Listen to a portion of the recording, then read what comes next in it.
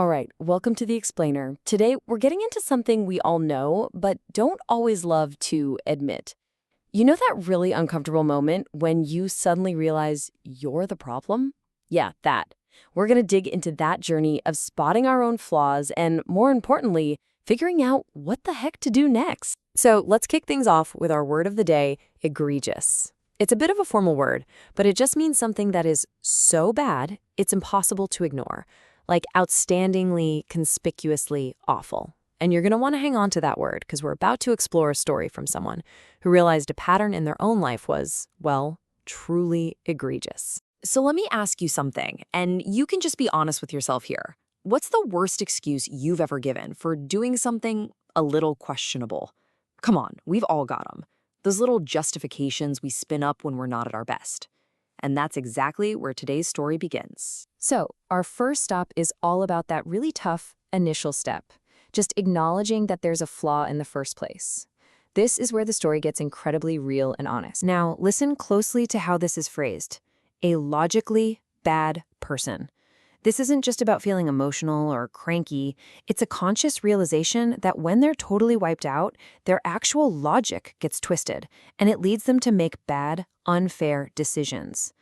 I mean, that's a seriously vulnerable thing to admit. Okay, so how does this flaw actually work? How does it pop up in day-to-day life? Because it's not just some vague feeling, it's a very specific and pretty damaging mechanism. And here you can see the two sides of the coin. When things are running smoothly, this person is great, dependable, trustworthy, exactly who you'd want on your team. But the second things get sketchy, this hidden back door just swings right open. It's basically an escape hatch for any kind of responsibility, a way to just shift the blame. You can almost see the trap being set, can't you? But here's the twist. Just being aware of the problem doesn't magically fix it. Actually, it adds a whole new layer of pain. Knowing this backdoor exists and that they use it just makes them feel awful inside. So the behavior might still be happening, but now it comes with this heavy blanket of guilt. So this brings us to the big question. Why?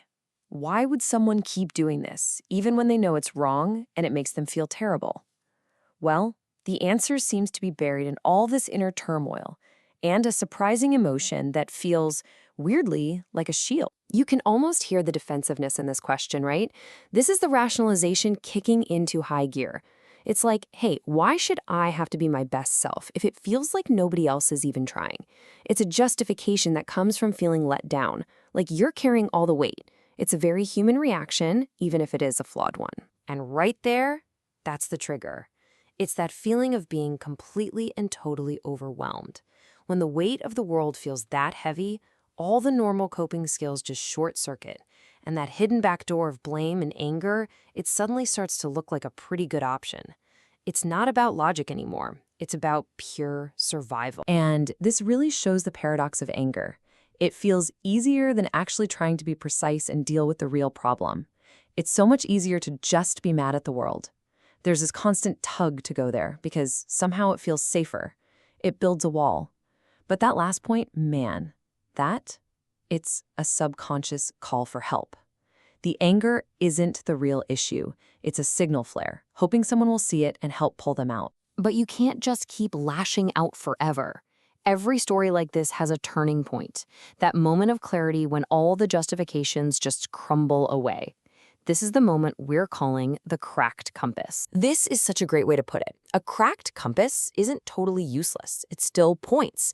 The problem is it's pointing you in the completely wrong direction. And realizing that your internal guidance system is broken is the absolute most critical first step. You can't find your way if you don't trust your map. And this is that moment of realizing the map itself is the problem. And right after that big, scary realization, there's this small but really powerful thought. At least I'm just self-aware. It's not a victory, not by a long shot, but it's a foothold. It's saying that even in the middle of this mess, there is one solid piece of ground to stand on, and that's the truth. That awareness is the key that can unlock everything else. Okay, so the compass is cracked. You know it. Now what? Well, that awareness isn't the destination. It's the starting line. It's the beginning of the path forward, the start of figuring out how to find your center again. This is where awareness starts to turn into real action. Just look at these steps. First, you have to call the behavior what it is, an unnecessary tantrum. No more sugarcoating. Second, you set a clear, positive goal. Find my center again. And third, and this one is so important, you have to recognize the ripple effect, the impact this is having on other people. And this shows how the motivation starts to shift. It stops being just about feeling awful inside, and it becomes about not wanting to be a whiny pest to the very people who are trying to help. The desire to protect your relationships becomes this huge driver for change. It's about taking responsibility for how you show up for others. And in the end, it all comes down to a simple, logical takeaway. This state just isn't functional. It's inefficient, it's damaging, and it keeps you from being the person you want to be. So beyond all the emotion, there's a really practical reason to change. I just can't work like this, so I have to get out of this state. So this whole journey, from the flawed excuse to the cracked compass, it really gives us a kind of map. But it leaves us with one final, pretty big question. For the person in our story, the second step was setting a goal and seeing their impact on others. But what about for you? If you've ever had that moment, that realization that your own compass was cracked, what was your second step to finding true north again?